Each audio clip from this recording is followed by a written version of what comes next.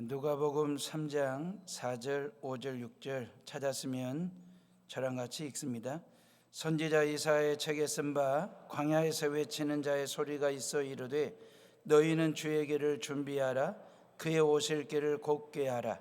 모든 골짜기가 메워지고 모든 산과 작은 산이 낮아지고 굽은 것이 곧아지고 험한 길이 평탄하여질 것이요 모든 육체가 하나님의 구원하심을 보리라 함과 같으니라. 아멘. 우리 앞뒤 좌우에 계신 분들과 서로 인사합니다. 메리 크리스마스. 미리미리 인사합시다. 메리 크리스마스. 우리 2층에도 잠옷실에도 같이 인사하시고요. 자, 우리는 성탄 추리를 만들고 성탄 카드를 주고받습니다.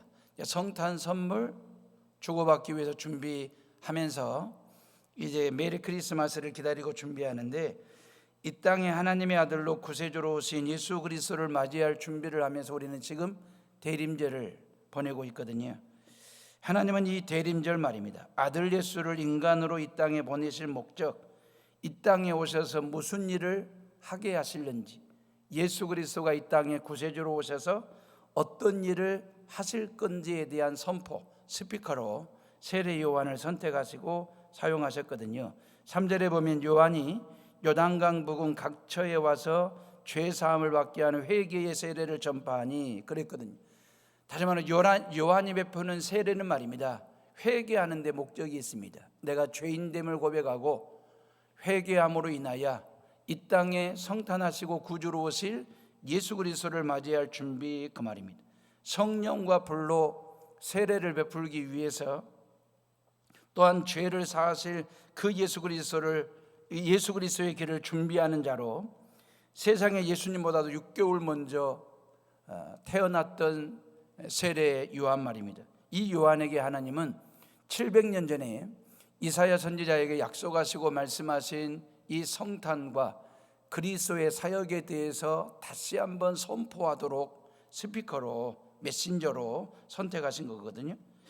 당대에 똑똑하고도 쟁쟁한 사람들이 꽤나 많았지 않습니까? 1절과 2절 말씀을 보면 여러분들 귀에 아주 낯익은 인물들, 익숙한 사람들의 이름이 나오는데, 요 사람 중에 하나만 뽑아서 예수님 사역의 메시지를 선포하는 메신저로서도 훨씬 더 효율적이고 효과적이었을 건데, 15년 동안 절대 권력을 한 손에 거머쥐고 로마 제국을 통치하고 있는 디베리오 가이사, 이 로마 황제에게 이 성탄의 메신저가 되게 했더라면 어떠했을까라는 생각 말입니다.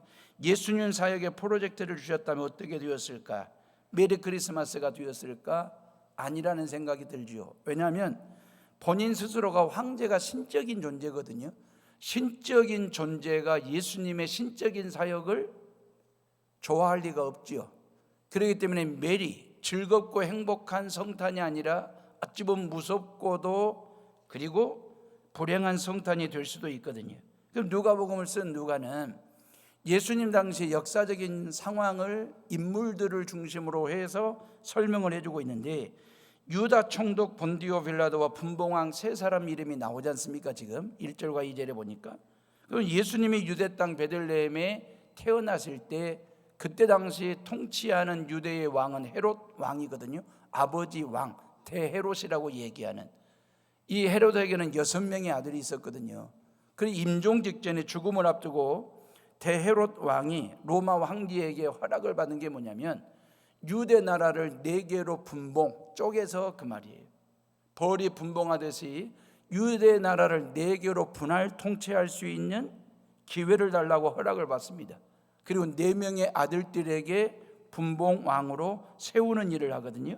다시 말하면 4분의 1의 통치권을 가진 분봉왕으로 4명의 아들들, 그게 바로 헤롯이고 빌립이고 루사니아고 아켈라오 4명이지 않습니까? 이 아켈라오가 유대 땅과 사마리아 지역을 통치하는데 아주 잔인무도하게 통치를 합니다. 그래서 백성들이 탄핵을 해요. 그래가지고 로마 황제에게 당신이 파견한 총독의 통치를 받겠다고 해서 5번째 총독으로 부임한 사람이 본디오 빌라도다, 그 말이에요. 이 본디오 빌라도가 AD 26년부터 34년까지 8년 통치를 해요. 이 8년 통치 기간이 예수님의 공생애와 맞아떨어져요.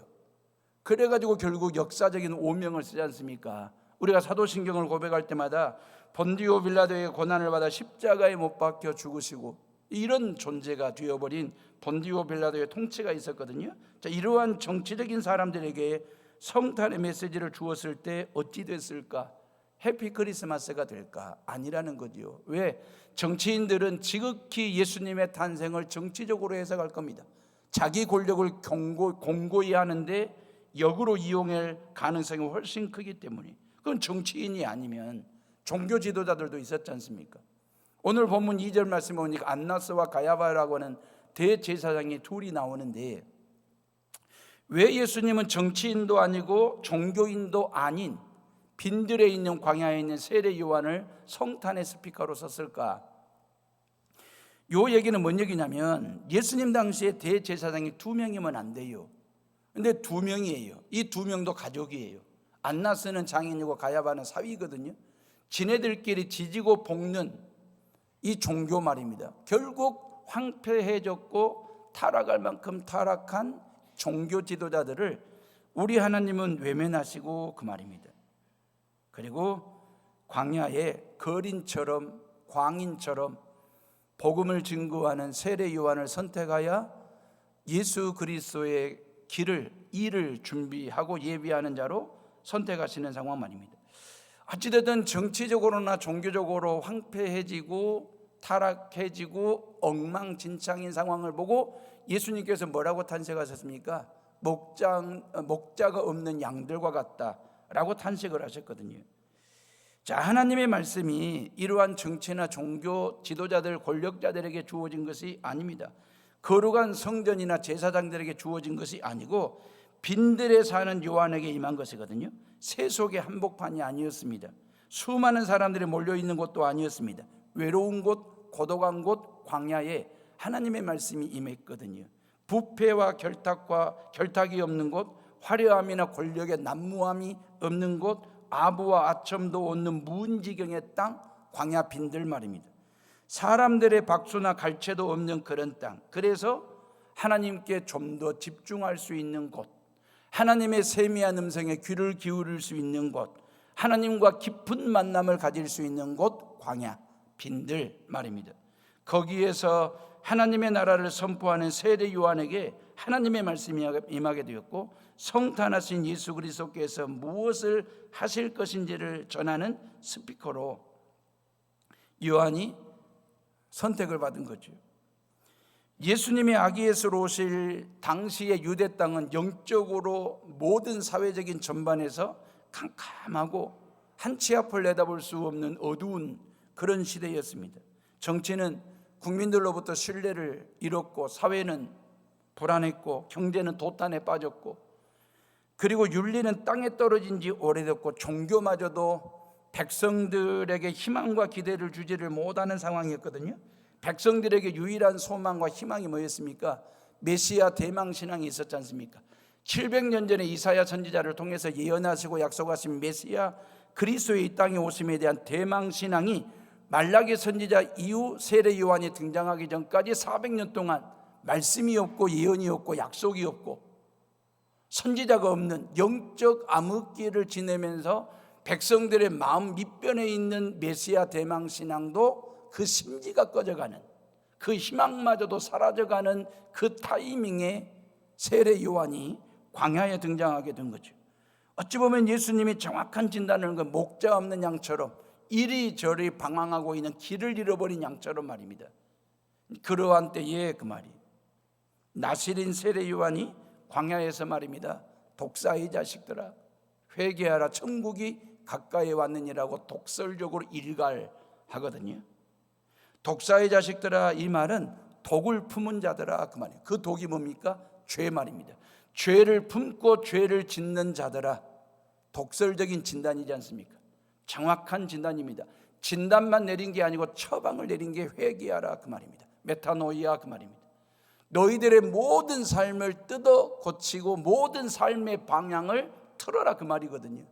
지금까지 하나님 없이 살았던, 말씀을 제끼고 살았던 그 모든 삶의 모습을, 방향을 메타노이아, 회개한다라고 하는 것은 잘못됨을 뉘우치는 정도를 얘기하는 게 아닙니다. 후회함을 말하는 게 아니라 삶의 방향을 360도 트는 것, 이게 회개고 메타노이아라고 얘기하는 것이거든요.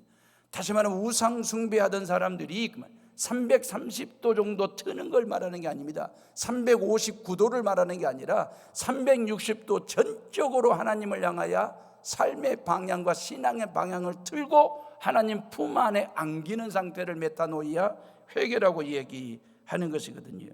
다시 말하면 인생판 자체를 예수판으로 바꾸는 것, 이게 바로 회개입니다. 그리할 때에 천국이 가까이 오고 천국에 가까이 다가설 수 있다. 이 강력한 메시지거든요. 영적으로 답답했던 백성들의 속을 뻥뻥 빵빵 뚫어주는 사이다 같은 발언이지 않습니까? 독사의 자식들아, 독설인 듯 한데 귀에는 거슬리는데 묘한 끌림이 있는 강력한 메시지 말입니다. 성탄을 준비하는 헤오름의 식구들이요, 대림절의 말이에요. 대림절을 맞이하는, 대림절을 보내고 있는 저와 여러분들의 삶 속에, 신앙 속에 회개하라는 이 말에 귀가 열리고 마음이 열으셔야 됩니다. 목사들도 당당하게 회개하라고 성도들에게 선포할 수 있는 게 성탄을 맞이하는 대림절에 우리의 신앙의 패턴이 되어야 되거든요. 그래야 하늘문이 열리고 미래가 열리고 천국이 열릴 수 있기 때문에 하나님은 기원전 700년경에 이사야 선지자에게 주신 성탄의 약속을 세례 요한을 통해서 다시 지금 선포하게 하고 계시잖아요. 예수 그리스도를 통해서 새로운 시대를 열겠다는 거예요. 그 새로운 시대가 뭡니까? 십자가의 시대를 열겠다는 거잖아요. 부활의 시대를 열겠다는 거잖아요. 죄사함의 시대를 열겠다는 거잖아요. 하나님의 자녀됨의 권세, 구원의 시대를 열겠다는 거잖아요. 천국 가는 길을 열어 제끼겠다라고 하는 것이 성탄의 메시지거든요. 어떻게 여느냐 그 말이에요. 회개로 연다 그 말이에요. 하나님 앞에서 죄인됨을 고백하고 회개하는 것 말입니다. 목자 없는 양처럼 이리저리 방황하며 말씀 없이 예배 없이 살았던 지난날의 모든 삶에 대해서 회개하면, 메타노이아하면 하나님께서 모든 삶의 방향을 바로잡아 주시겠다라고 하는 거죠. 저와 여러분들의 모든 삶의 시선을 하나님께로 향할 수 있도록 방향 전환하는 것, 이게 회개거든요. 저와 여러분들이 사는 목적, 살아가는 이유가 어디에 있느냐? 하나님께 두도록 인도하시는 것, 이게 메타노이아예요. 어찌 보면 이 독설 같은 일가를 함에도 불구하고 전국 각지에서 말입니다, 그 세례 요한을 만나기 위해서 광야로 요단강으로 세례 요한의 앞으로 다 몰려들었습니다. 민초들만 몰려든 것이 아니라 고위직 공직자들까지 다 남녀노소 할 것 없이 빈부귀천 따지지 않고 모든 사람들이 세례 요한에게 몰려든 찾아온 이유는 뭘까? 그에게 메시지가 있었기 때문에 전국적인 스타가 된 거예요. 그러다 보니까 15절 말씀 보니까 이런 민심이, 기다리고 기다렸던 메시아가 요한이 아닐까? 이런 여론이 형성된 거예요. 이러한 민심들이 만들어지기 시작한 거예요. 만약에 이 정도의 민심이라고 한다면 세례 요한이 내가 메시아입니다라고 얘기하면 요한을 메시아로 믿고도 남을 만한 판 자체가 그렇게 짜지고 있는 민심이었거든요. 여론 자체가 말입니다. 얼마든지 본인이 주의 길을 준비하는 자가 아니라 주의 길을 지가 걸어도 백성들이 속아 넘어갈 판 자체가 그렇습니다 지금. 그런데 이런 민심의 세례 요한은 미동도 하지 않습니다. 그리고 당당하게 얘기하죠. 나는 당신들을 물로 세례를 주지만 내 뒤에 오시는 그분은 불과 성령으로, 성령과 불로 당신들에게 세례를 베풀 뿐만 아니라 나는 그분의 신발끈을 묶지도 풀지도 못할 미천한 자일 뿐만 아니라 나는 망해야 되고 그분은 흥해야 된다라고 얘기하면서 예수 그리스도가 역사의 무대에 등장하면 나는 바람처럼 사라져야 될 존재라고 하는 사실을 얘기하면서 주의 길을 준비하고 예비하는 자의 사역을 뚜벅뚜벅 걸어가는 세례 요한의 모습 말입니다. 겸손 중에 겸손이지요. 예수와 맞짱 뜨는 라이벌, 예수와 한 시대에 동시대에 맞짱 뜨는 라이벌 의식을 가지고 얼마든지 메시아로 살아갈 수 있는 여론도 민심도 가지고 있었지만 하나님의 말씀이 주어진 대로 그 말이에요. 겸손하게 그 말씀에 순종하여 철저하게 자기는 주의 길을 준비하고 예비하고 평탄케 하는 자의 길을 걷다가 나중에는 결국 순교하게 되는 요한의 모습이 이 성탄을 맞이하는 저와 여러분들의 모습이었으면 좋겠다라는 생각 말입니다. 그렇다면 광야의 세례 요한에게 주어진 하나님의 말씀이 뭐냐 그 말이에요. 4절 말씀이에요. 다 같이 4절 읽어봅니다. 시작. 선지자 이사야의 책에 쓴 바 광야에서 외치는 자의 소리가 있어 이르되 너희는 주의 길을 준비하라 그의 오실 길을 곧게 하라 그랬어요. 여러분 구약의 이사야서는요 특별히 1장부터 39장까지는 아니고 40장부터 66장까지는 하나님의 위로와 구원의 이야기로 꽉 채워진 성경입니다. 그래서 구약의 신약이라고 할 정도로 구약의 복음서라고 이야기할 정도로 그래서 제2 이사야가 쓴 건 아닐까? 다시 말하면 이사야가 쓴 게 아니라 포로기 이후에 하나님의 위로와 구원받았던 그 누군가가 40장부터 66장까지 쓸 거라고 생각을 하고 제2 이사야서라고 신학에서는 그렇게 이야기하거든요. 뭔 얘기냐면 마태, 마가, 누가, 요한복음 다음에 제5복음서라고 자리를 잡아줘도 될 정도의 이사야 40장에서 66장까지는 하나님의 위로와 구원, 복음의 메시지가 꽉 채워져 있습니다. 그 첫들머리가 뭐냐? 요 말씀이에요. 이 땅에 하나님의 아들 되신 예수, 그 메시아 되신 예수 그리스도가 오시면 세상이 어떻게 달라지느냐? 골짜기가 메워질 것이고 높은 산이 낮아질 것이고 굽은 것이 곧아질 것이고 험한 것이 평탄케 되어질 것이다. 예수 그리스도가 우리 가운데 오시고 이 땅에 성탄이 있는 이유, 예수 그리스도를 믿는 저와 여러분들이 이 땅에서 어떻게 그리스도인으로 살아가야 되는 그 이유가 뭐냐면 골짜기를 메우는 일을, 높은 산을 낮추는 일을, 굽은 것을 곧게 펴주는 일을, 험한 것을 평탄케 하는 일이 저와 여러분들에게 주어진 일이다. 이게 성탄의 메시지거든요.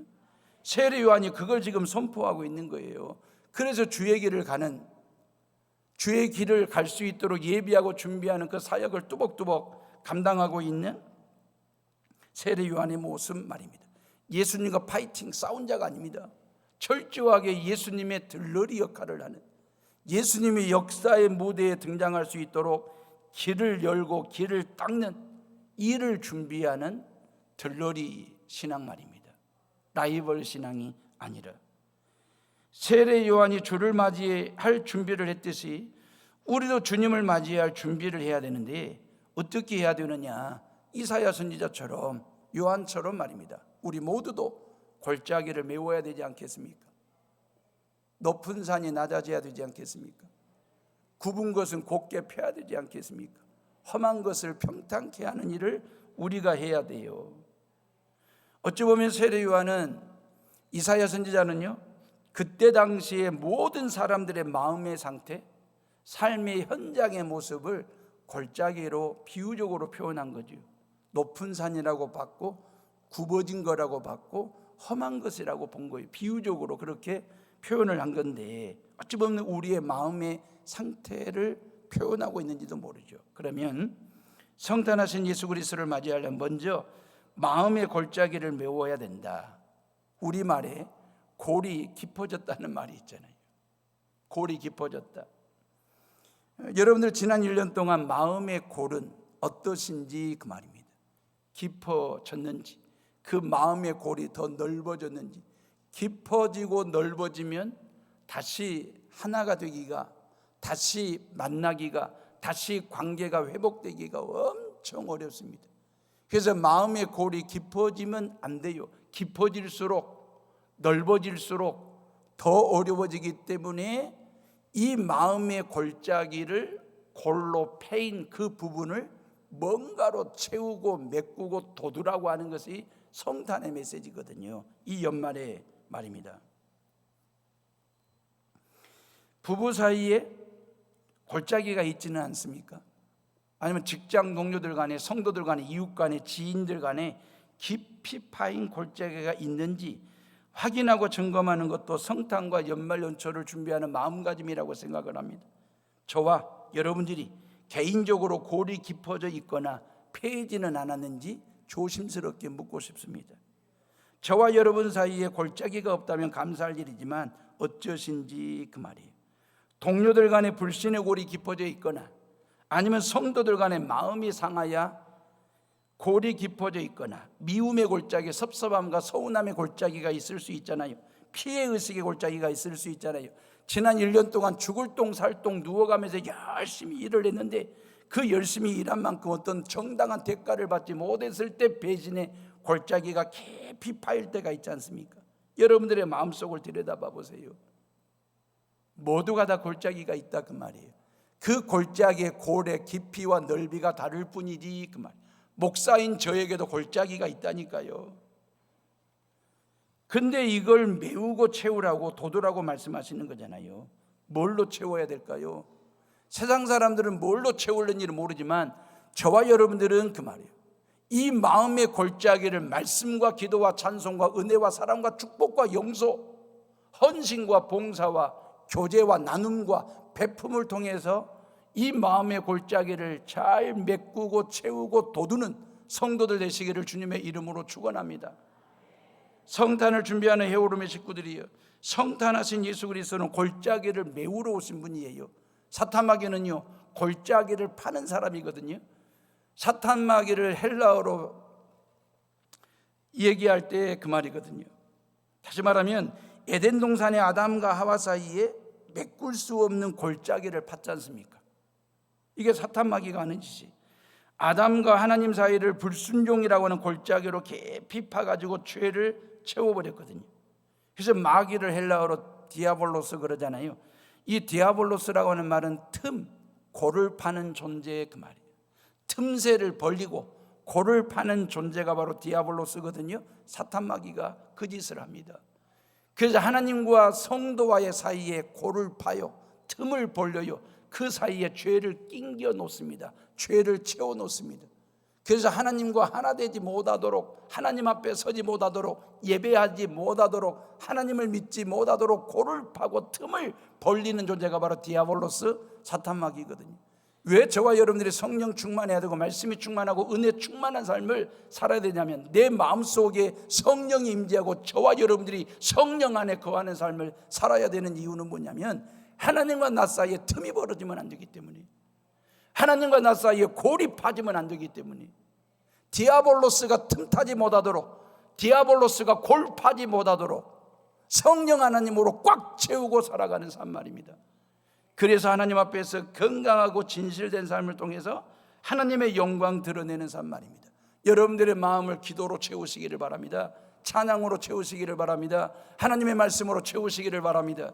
하나님의 은혜로 꽉꽉 채우셔서 사탄마귀가 틈을 타지 못하도록, 사탄마귀가 골을 파지 못하도록 마음의 골짜기를 이 성탄, 이 대림절에 하나님의 말씀, 하나님의 모든 것으로 채우고 채워서 길 중에 길이 되고 땅 중에 땅이 되는 성도들 되시기를 주님의 이름으로 축원합니다. 골짜기만 메꿀 것이 아니라 높은 산이 낮은 산이 낮아져야 된다 그랬잖아요. 지금 오늘 말씀에 예수님이 오시면 그렇게 된다는 건데, 로마 제국만큼 높고도 높은 산이 있을까요? 여기 오늘 디베르 황제가 나오잖아요. 디베르 황제는 오를래야 오를 수 없는 높은 산입니다. 넘을 수 없는 산입니다. 왜? 넘을 수 없는 산이지만 신적인 존재이기 때문에. 디베르 황제는 말입니다. 유대의 분봉왕들은요, 황제에 비하면 낮은 산이긴 하지만 산은 산이지 않습니까? 근데 하루하루 살기가 벅찬 신음하는 백성들에 대해서 아랑곳하지 않고 천년만년 영원히 로마 제국이 영원토록 있을 거라고 생각하는 이 기고만장한 산들에게 세례 요한이 뭐라고 말씀했어요? 낮아지라는 거예요. 깎으라는 것입니다. 쳐내라는 것입니다.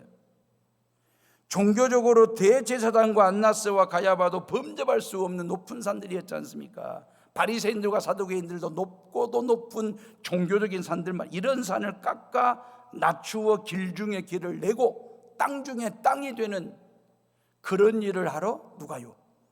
하나님의 아들 되신 아기 예수가 우리 가운데 오신다라고 하는 것입니다. 인간의 교만함을 산으로 빗대어 지금 표현한 거지 않습니까? 인간의 가슴 속에는, 마음 속에는 저마다 높은 산과 작은 산들을 가지고 삽니다. 그 산 가지고 키재기를 해요. 높이재기를 하면서 살아요. 돈의 교만함이 만든 산이 있지 않습니까? 지식의 교만함이 만든 산이 있지 않습니까? 그리고 권력이라고 하는 교만함이 만든 산이 높고도 또 얼마나 높은지, 자아가 한없이 높은 산이 있습니다. 신앙적으로도 엄청 높고도 높은 산들이 있습니다.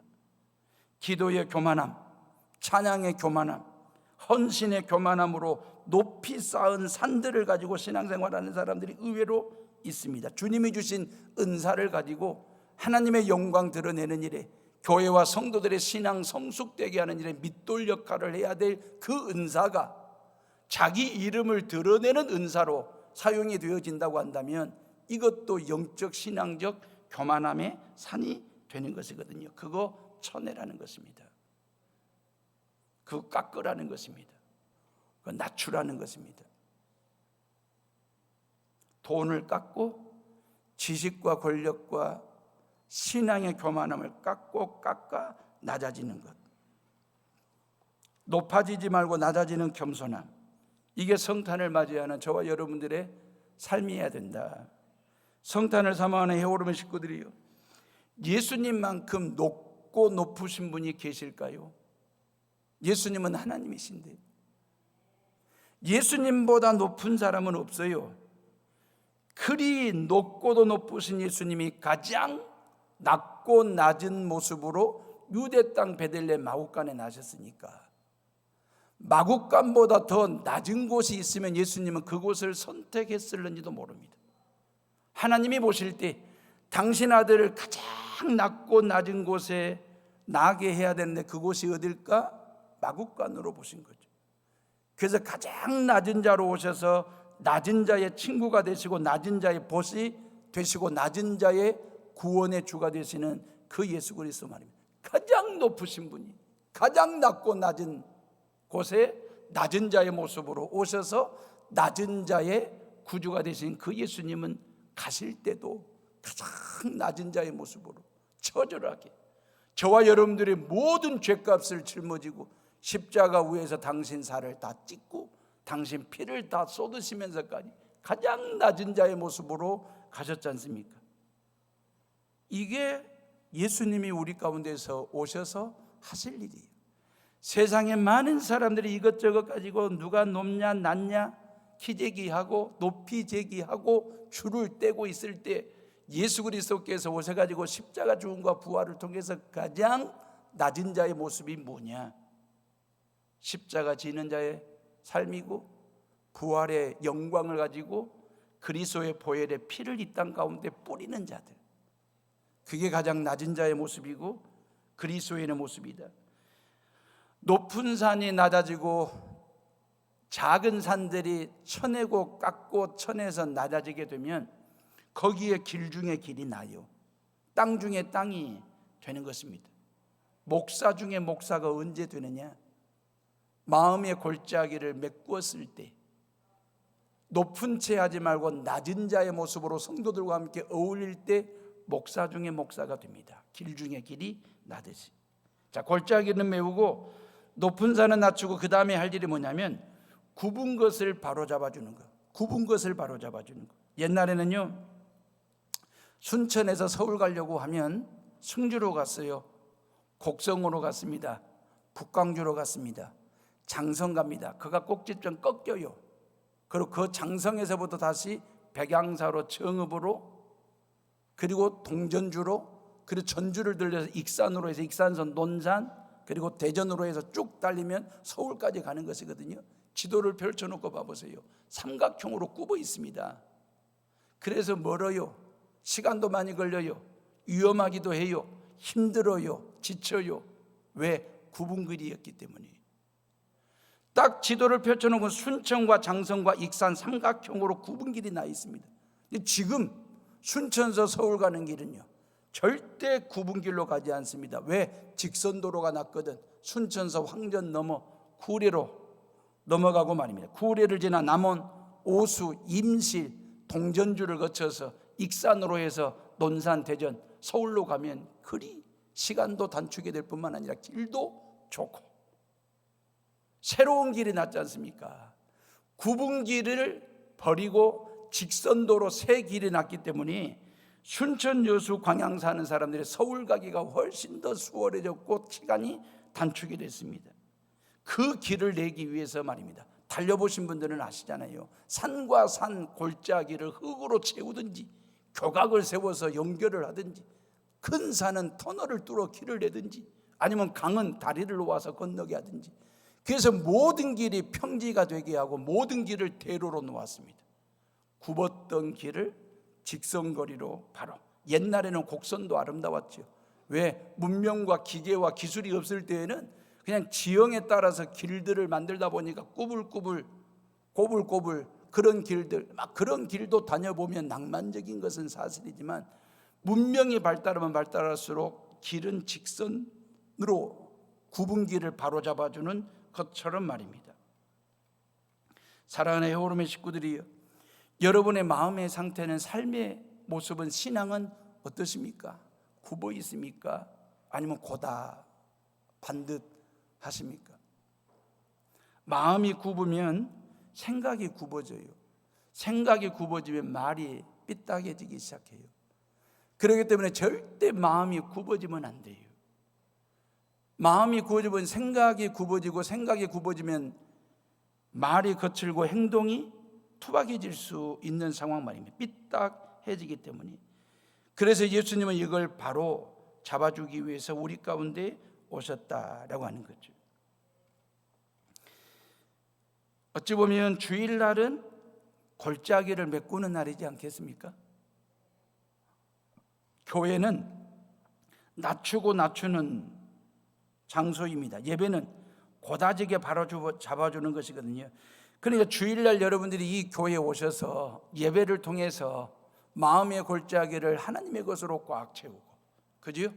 높고 낮은 산들을 깎고 쳐내가지고 낮아진 길 중에 길이 되고 말입니다. 그리고 굽어졌던 걸 쫙 펴가지고 세상으로 나아가야 세상 속에 있는 골짜기를 메꾸는 사람 되지 않겠습니까? 높은 걸 낮추는 사람 되지 않겠습니까? 굽어진 것을 바로 펴주는 일을 하지 않겠습니까? 마지막 결론적인 얘기인데, 장미를 보고 아름답다라고 말할 수 있는 여유를 가졌으면 좋겠어요. 저와 여러분들이 장미를 보고 참 아름답다라고 탄성을 지르고 이렇게 하는 여유를 가졌으면 좋겠는데, 장미를 보면서 가시가 있다고 말하는 것 틀리지는 않습니다. 맞는 말이니까. 근데 왜 우리는 그렇게 삐딱한 의식을 가지고 가시만 보냐 그 말이죠. 아름다운 장미를 볼 줄 아는 눈이 있어야 되거든요. 예수님이 오신 것은 바로 이러한 일들을 하시려고 그 말입니다. 마지막으로 험한 길을 평탄케 해주신다 그랬잖아요. 세상에는 얼마나 험한 것이 많은지 모릅니다.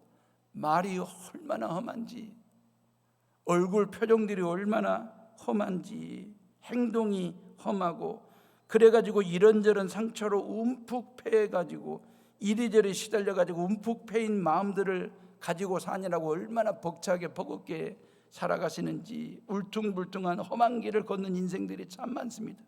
어떤 목사님이 저에게 그래요.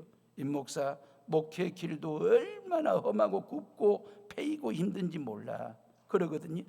여러분, 죄가 깔린 길은 험악할 수밖에 없지요. 죄를 밟고 사는 인생이라면 그 길이 평탄할 리가 없습니다. 왜? 죽음의 길이고 지옥 가는 길이기 때문에. 그런데 이러한 험악한 길을 예수님이 오셔서 평탄케 하시려고 오신 거예요. 어떻게? 십자가에서 찢기신 살과 흘리신 피로 새로운 길을 내신 거예요.